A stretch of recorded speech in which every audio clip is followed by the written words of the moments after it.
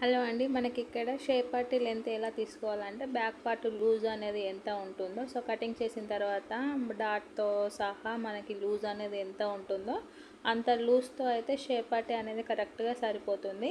So ఇక్కడ shape పార్టీకి వచ్చేసి కింద 1/2 ఇంచ్ ఒక ఖర్చు కోసం అయితే తీసుకోవాలి. సో తీసుకున్న తర్వాత స్టార్టింగ్ వచ్చేసి 3 ఇంచులకు మార్కింగ్ చేసుకోవాలి. చివరికి వచ్చేసరికి 2.5 ఇంచులకు మార్కింగ్ చేసుకొని మిడిల్లో ఒక 4 ఇంచుల డిస్టెన్స్లో అయితే 2 ఇంచులకి ఇలా మార్కింగ్ చేసుకోవాలి.